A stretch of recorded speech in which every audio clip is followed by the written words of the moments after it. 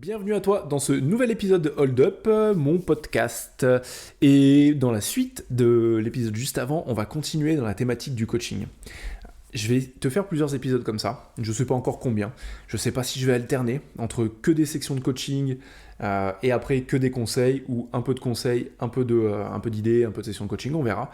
Mais dans tous les cas, aujourd'hui, je vais te laisser découvrir ma discussion que j'ai eue avec Guillaume. Une discussion où on parle de cadre, où on parle de structure, mais de structure flexible.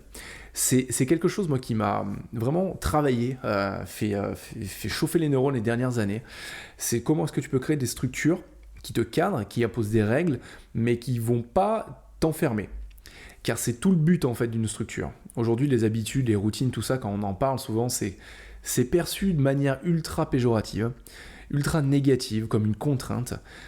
Mais, et j'espère que cette discussion avec Guillaume va t'apporter beaucoup de choses, les contraintes et les règles, on en a juste besoin. C'est fondamental. Mais il faut arriver à les agencer de la bonne manière et on va commencer à en parler ensemble dans cet épisode. Je te souhaite une bonne écoute et à très vite.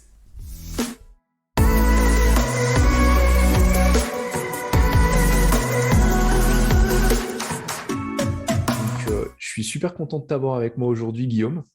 Merci de te prêter à cet exercice. Je sais que c'est pas forcément ultra simple. Donc déjà, Merci à toi.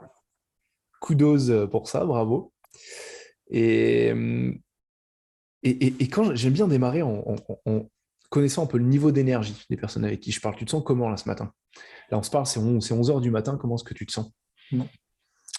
Bien, en forme, même si je me suis couché tard, peut-être vers 2 heures, levé à 8 heures. Donc effectivement, le quota de sommeil n'est pas l'idéal. Mais non, maintenant en bonne forme, là, ça fait 2 heures que je suis actif sur des réunions et autres. Donc Mince. Alors excuse-moi, qu'est-ce qui se passe? Attends, j'ai un gros bug. Haut-parleur. Non. Alors excuse-moi, peut-être que tu m'entends, mais en fait moi j'entends plus rien. Bah, attends, je vais me reconnecter. Tu m'entends? ouais, très bien. Ok. Je sais pas pourquoi, ça a coupé. Ça m'a mis que ça s'est connecté à mes AirPods. Mais pourtant ils Ah, sont il a dû. fermés. Pourtant ils sont Ouais, fermés. Attends, je vérifie juste bien tout. Ouais, non, c'est bon, je suis bien connecté. ouais, c'est t'as coupé le son, mais moi j'entends toujours. Ok, moi j'entendais plus rien.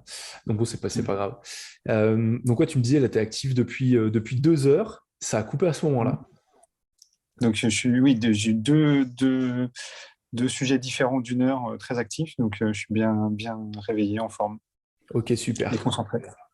Un petit manque de sommeil, mais réveillé physiquement, intellectuellement, comme Ouais, ça, ouais, pour pouvoir démarrer. Euh, exactement. et ben écoute, c'est super. Ce que je te propose, donc tu vois, c'est là, on va se lancer dans 40, 45 minutes, 50 minutes, on va voir où ça nous mène, mais dans un temps imparti. C'est important, comme ça nous permet de prioriser les différents chemins qu'on va pouvoir emprunter au fur et à mesure de la discussion. Euh, et donc, ce que je te propose, là, c'est vraiment d'avoir une discussion, euh, une exploration, comme j'aime bien dire. Pour moi, c'est vraiment tout le but du coaching, surtout au début. C'est un peu d'explorer les différentes pistes qui s'offrent à nous et de voir ce qui est important pour toi. Euh, Tu me l'as dit en off, tu te souvenais plus exactement de ce que tu avais noté dans le Google Doc. Moi, je l'ai en tête, mais, euh, mais on va voir si ça match ou pas. Et dans tous les cas, c'est pas bien grave. J'aimerais savoir si on devait se fixer un objectif ensemble là, pour les 45 prochaines minutes, ce serait quoi? Qu'est-ce que tu voudrais adresser comme sujet là maintenant? Qu'est-ce qui ferait de cette conversation une super conversation? Euh, enfin, tu me dis un objectif. Il y en a deux qui me viennent. Il y a celui que j'avais nommé, qui me revient quand même, Ok. et un autre qui est lié à plus de clarté. J'ai tendance, mais je pense que les deux sont un peu liés. J'ai tendance à effectivement accumuler des infos, des données, plein de pistes. Et j'aime cette liberté liée à plein de chemins possibles, comme tu me dis par l'exploration. Mais du coup, mon thème était de savoir un moment choisir pour pas rester, entre guillemets, pas statique, parce que s'offrir et cumuler des chemins, c'est avancer quelque part. Mais est-ce que c'est en prendre un et avancer un moment, tester, quitte à reculer, à en prendre un autre après, mais oser voilà, prendre et tester des chemins, faire des choix, plutôt que d'en cumuler beaucoup. Ça nourrit une partie, peut-être le mental, mais ça ne fait pas avancer sur d'autres, quoi. Je ne sais pas si c'est clair du coup. Alors, je vais essayer de synthétiser. Tu vois, il y a deux choses donc, qui me reviennent. Ce que tu avais dit dans le Google Doc, c'était en fait comment créer une structure assez malléable dans ta vie en termes de productivité pour quand même avoir des moments productifs, mais des moments où tu peux laisser libre cours à ton imagination, à ta créativité. Et c'est Ouais. complètement connecté avec la deuxième partie que tu viens de me dire. Ou de l'autre côté, tu as envie, tu as ce besoin d'être plus clair, parce que apparemment tu consommes beaucoup d'informations, c'est ça? Et tu testes plusieurs pistes différentes. Quand tu étais dans un domaine professionnel à un moment, et aujourd'hui, tu testes certaines choses, c'est ça? Tu testes de nouvelles voies? Ouais, même dans tout, c'est-à-dire que dès que quelque chose peut m'intéresser, je vais aller me cultiver, creuser, et en fait, je ne sais pas fermer une porte, je vais continuer à en ouvrir d'autres, Ok. mais du coup, j'ai pas l'impression de forcément voir par étapes ce que j'ai avancé. Alors, des fois, je le fais, justement, je suis content en me disant, tiens, là, je me suis concentré sur un thème, et finalement, ouais, j'ai super bien avancé, je vais peut-être pouvoir passer à autre chose maintenant. Donc voilà, c'est comment, effectivement, lier de la productivité en ayant le sentiment que j'avance sur un thème, que peut-être c'est juste une période, je vais avoir avancé 3 pas dans cette direction, puis après, ça va me servir dans une autre direction. Mais plutôt que de juste faire 10 000 petits micro-pas dans 1000 directions, mais qui ne me font pas suffisamment avancer, quoi. Ouais, je comprends. Donc, tu es plutôt d'un naturel curieux. Ouais. Ouais. Tu aimes bien creuser différentes solutions. Moi, je me reconnais là-dedans. Je suis quelqu'un de très curieux. Et donc, toi, comme moi, on le sait, le pendant de la curiosité, c'est la désorganisation. C'est que, mais pas dans le sens pas structuré, mais dans le sens où, effectivement, aujourd'hui, c'est ce qu'on appelle le syndrome de l'objet brillant. C'est dès qu'il y a quelque chose qui brille, on a envie d'aller creuser, d'aller voir, d'aller se renseigner sur le sujet. Et donc, ça fait que plutôt que d'aller en profondeur sur un sujet, on va souvent, on a l'envie d'aller en profondeur sur le sujet, mais on va avoir 5 sujets différents en même temps. Et on va tester un peu différentes choses, creuser différentes choses. Donc effectivement, c'est le pendant de la curiosité, c'est souvent cette désorganisation qui n'est pas forcément une mauvaise chose. Euh, il me semble que tu as, alors pas là à l'oral, mais dans le Google Doc, tu avais parlé de créativité, tu avais utilisé ce mot. Mm. Et ton envie de créer une structure. Tu vois, ça, c'est quelque chose que moi, j'ai découvert il y a quelques années. Une structure n'a pas à être rigide. Et quand on est curieux, on a un énorme besoin de règles. Alors, pas que quand on est curieux, mais ça s'applique encore plus, c'est encore plus prégnant quand on a un naturel curieux. On a besoin de règles quotidiennes, de structures qui vont pas nous enfermer, mais qui au contraire vont nous permettre d'aller dans certaines directions euh, sans tout le temps s'ouvrir. Mais de se créer des moments dans la journée où on peut laisser cours à ce bordel ambiant qu'il y a dans notre tête, parce qu'il est aussi important en termes de créativité. C'est en creusant souvent différentes pistes que tu vas créer des liens entre différentes idées. Alors déjà, neurologiquement, c'est comme ça que tu renforces des structures mentales, tu renforces des apprentissages en créant des ponts entre différentes connaissances. Et surtout, c'est comme ça que des nouvelles idées émergent. T'es dans quelle optique, toi? C'est quoi ton objectif? Pourquoi est-ce que tu veux être plus productif aujourd'hui? Pourquoi est-ce que tu veux créer une structure? À quoi ça va te servir? Quand je parlais de structure, qui pas de quiproquo, je ne parlais pas d'une structure professionnelle, c'était une forme justement de cadre de vie, de Bien sûr. quelles petites règles, quel est le cadre, l'organisation, les éléments que je pourrais mettre en place, qui me permettraient d'avoir effectivement cet équilibre entre voilà, une bordel qui laisse jaillir de la créativité et laisser de la place à voilà, des choses qui ne se rencontreraient pas en temps normal, que je n'aurais pas connecté si je ne laissais pas justement Ok. les choses infuser. Et d'autres qui me font voilà, avoir quand même un sentiment régulier de choses rassurantes et qui me font avancer en profondeur sur certains sujets et pas juste tout tester tout le temps, quoi. Bien sûr. La question que je te pose, c'est pourquoi est-ce que tu veux créer cette structure? Tu vois, je vais faire un parallèle. Euh, quand tu crées quand tu crées une entreprise, tu es obligé de passer par la création d'une structure juridique.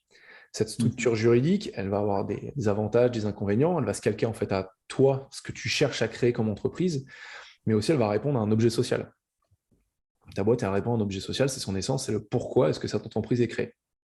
Mm. Donc tu vas créer une structure autour de toi, la vision que tu as de ton entreprise, mais aussi de l'objet social. Donc par rapport à, sans parler de professionnel, le pont que je veux faire, c'est cette structure pour être à la fois osciller entre des moments cadrés, productifs et des moments plus libres. Qu'est-ce que tu cherches à construire? Qu'est-ce que tu cherches à atteindre avec ça? C'est quoi ton objectif? Mm. Euh, je dirais que c'est un bien-être équilibré, c'est-à-dire ressentir qu'effectivement où j'ai la pleine liberté de moments, de créativité, de choses spontanées, peut-être intuitives, et d'autres qui sont plus réfléchies, plus mentales, plus logiques. Ok. Donc, peut-être coupler un peu, tu vois, les deux cerveaux entre celui qui va être très créatif et celui qui va être très rationnel. Hmm. De toute façon, ils sont toujours en interaction Mm. constante, les deux hémisphères. Euh, il y a toujours cette histoire de cerveau droit, cerveau gauche, les choses sont plus complexes que ça. Il y a des interactions connexes constantes. C'est de plus en plus étudié. Euh, mais je comprends le concept, je comprends l'idée de cette envie d'avoir des moments structurés, des moments où en fait tu es là pour abattre du boulot, clairement. On dit je me suis fixé tel objectif, là je me concentre. C'est ce qu'on appelle des sessions de travail profond, de deep work, où tu vas passer dans le stade de la concentration et en forçant un peu le passage, tu vas rentrer dans un état de flow. Je ne sais pas si ça te parle, Si, ouais. une espèce d'hyper-concentration où le temps ralentit, il y a beaucoup de parties du cerveau en fait, qui se mettent en pause, ce qui crée une meilleure fluidité de l'information, beaucoup moins de friction. Donc tu réfléchis mieux, tu réfléchis plus vite, ça te demande moins d'efforts, ça te demande par contre énormément d'énergie. Donc souvent c'est pour ça que ces phases elles vont se limiter à quelques heures. Et c'est des moments en fait où tu es ultra concentré pour un objectif, pour faire une chose, écrire un article, creuser un projet, structurer une idée. Ça te taxe énormément d'énergie. Et après, tu as les parties plus relax, où tu vas peut-être plus te nourrir, ça va être de la lecture, de la formation, échanger avec des personnes. Euh, Tout ce qui permet en fait aux idées, à des nouvelles idées de naître. Et surtout, après une grosse phase intense de travail, avoir une phase plus souple, où ton cerveau peut baisser un peu en intensité. Et le but, c'est de laisser place à de nouvelles idées. Ça te parle ce que je dis? Ouais, si, c'est effectivement alterner des phases qui sont complémentaires mais différentes, et avoir le ressenti qu'effectivement j'ai bien pu avancer, être satisfait d'un sujet en m'étant concentré dessus, tout en laissant du coup, de par cette productivité, laisser la place à un véritable espace où je peux rationnellement me dire oui, entre guillemets, j'ai mérité un espace de pause, de temps mort où je vais pouvoir laisser être complètement créatif et, et laisser un espace à autre chose, quoi, Ok, ça à la marche. exploration. En fait, si je comprends bien, si je dois résumer, tu aimerais pouvoir te dire, je suis fier de ce que j'ai accompli pendant les quelques heures de travail qui étaient structurées, et maintenant j'ai le droit de m'accorder un temps pour la créativité, pour quelque chose je ne veux pas dire qui me plaît, parce qu'on aime aussi ce qu'on fait souvent quand on est très concentré, quand on est dans la production, mais dans quelque chose de peut-être voilà, plus, je vais dire spirituel, mais pas dans le sens religieux, gourou et compagnie, mais plus voilà, intellectuel, de la réflexion, du travail, nourrir ta curiosité. C'est ça? Ok. Euh, il y a plusieurs pistes là tout de suite qui me viennent que j'aimerais bien creuser. Euh, alors la première, effectivement, c'est le sentiment de clarté. Tu vois, comme je te le disais, on est dans un temps imparti, donc je vais te dire un peu là, ce que j'ai en tête et on va voir dans quel sens on va aiguiller la conversation. Il y a ce sentiment de clarté de pourquoi est-ce que tu veux faire les choses. Donc là, ça commence un peu à se dessiner. Euh, Il y a une piste aussi, alors, qui est parallèle, bon, bien connectée, mais si on la prend, il faut partir dans une autre direction spécialement. C'est plutôt, toi, est-ce que tu connais tes schémas énergétiques? Alors, il n'y a rien de spirituel là-dedans. Quand je parle de schéma énergétique, c'est euh, combien de temps de sommeil tu as besoin, qu'est-ce qu'il te faut pour te sentir en forme, où sont tes pics d'énergie, où sont tes creux d'énergie, et comment est-ce que tu organises tes journées par rapport à ça. Qu'est-ce que tu fais dans ta journée, à quelle heure tu te lèves, est-ce que c'est assez régulier, à quelle heure tu te couches, est-ce que c'est assez régulier, à quelle heure tu manges, est-ce que tu fais du sport, tout ça. Enfin oui, on s'était déjà eu une fois au téléphone et tu m'as dit que tu courais un peu, c'est ça? Ouais, alors sur mes Donc, besoins ou cycles, ouais. juste, tu vois, il y a cette piste où on part vraiment dans le schéma de la clarté. La piste, plutôt sur comment est-ce que tu peux structurer tes journées en fonction de la manière dont tu fonctionnes naturellement. On peut échanger là-dessus. Après, il y a plein d'applications. Il y a les tests de chronotype, je ne sais pas si ça te parle, mais qui sont assez intéressants pour savoir en gros dans quel chronotype tu te situes. On a tous génétiquement une base euh, qui fait qu'on a besoin de tant d'heures de sommeil, qu'on va être plutôt du jour, plutôt du matin, plutôt de la nuit, ça dépend des personnes. Et en fait, la productivité, elle sert, en gros, les hacks, les astuces, les stratégies de productivité ne servent à rien si tu les calques pas sur en fait tes cycles. Donc il y a ça. Et il y avait un troisième point euh, que je ne vais pas aborder, parce que je pense que si on prend l'un ou l'autre, on y reviendra à un moment. Là, tout de suite, dans quelle direction tu voudrais partir? Ben, ma curiosité me pousse à choisir la deuxième sur effectivement le rythme, les cycles par rapport à l'énergie. Ok, ça marche. Très bien, donc on va partir là-dedans. Et de toute façon, tu vas voir, il y a 9 chances sur 10 qu'on retombe sur nos pattes à la fin. Euh, Est-ce que tu peux me présenter rapidement ta journée type? Est-ce que te coucher à 2 heures du mat, c'est une journée type? Est-ce que c'est quelque chose de plus, enfin d'un peu exceptionnel?